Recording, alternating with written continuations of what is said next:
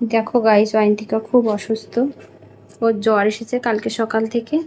মেয়েটা আমার কিছু খায়নি, রাত্রেও ভাত খায়নি, একটু চিড়ে ভাজা খেয়েছে। আর এখন ঘুম থেকে উঠে বলছে মা একটু চা খাবো, তাই একটু হালকা করে চা করে দিয়েছি, লাল চা। দেখো এখানে দুটো টোস্ট দিয়েছি আর টোস্ট খাচ্ছে। কালকে সারা রাত ভুল বকেছে, একটু ঝাড়িয়ে নিতে হবে। নিজে দেখো চোখ টোকগুলো কেমন হয়ে গেছে, কথা বলতে পারছে না, খুব দুর্বল। আমি মাথাটা এইভাবে ছেনে দিয়েছি। আর বাড়িতে যদি কোনো বাচ্চা অসুস্থ থাকে তাহলে কারোর মন মেজাজ ভালো থাকে বলো? খুব টেনশনের মধ্যে আছি। দেখো কেমন হয়ে গেছে মেয়েটা, কিচ্ছু খায় না, রাত্রেও ভাত খায়নি, কালকে সকালে খাইনি, দুপুরে খাইনি, এখন এই 9টা বাজে এখনও খাইনি কিছু। তা আমি একটু বললাম তুই কী খাবি বল শোনা, তো বলছে চা খাবো।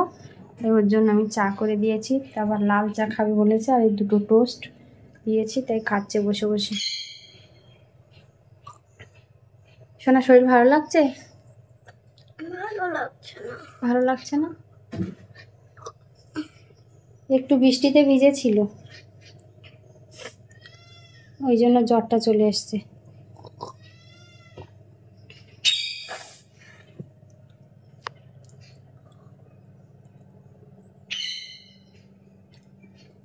তো প্লিজ তোমরা ঠাকুরের কাছে প্রে করে দাও আমার অয়ন্তিকার জন্য ভালো হয়ে যায় খুব তাড়াতাড়ি। ওর টিউশন বন্ধ হয়ে গেছে, স্কুল বন্ধ হয়ে গেছে, সব কিছু বন্ধ হয়ে গেছে।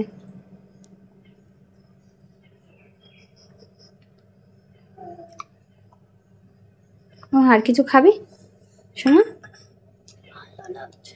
ভালো লাগছে না? খুব দুর্বল, উঠে দাঁড়ালেই পড়ে যাচ্ছে। জল দেবো? দাঁড়াও জল দিচ্ছি।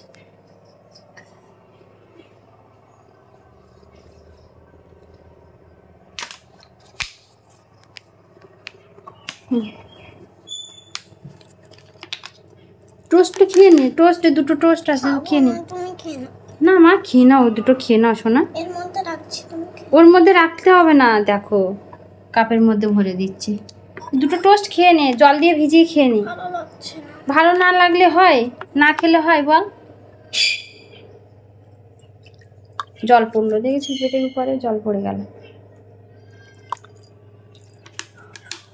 তো কি করব বুঝতে পারছি না, এ অসুস্থ হলে ওষুধও খায় না, খুব সমস্যা হয়ে যায়।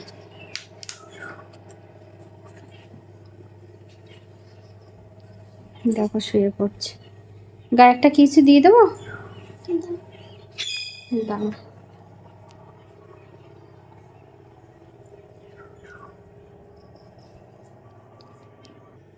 হুম, ওটা সরিয়ে দেবো?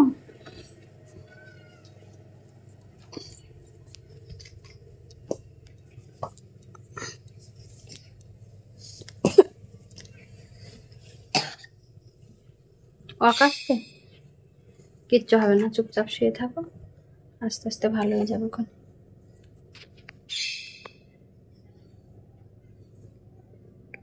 তো গাইস প্লিজ তোমরা ঠাকুরের কাছে একটু প্রে করে দাও আমার অয়ন্তিকার জন্য খুব তাড়াতাড়ি সুস্থ হয়ে যায়।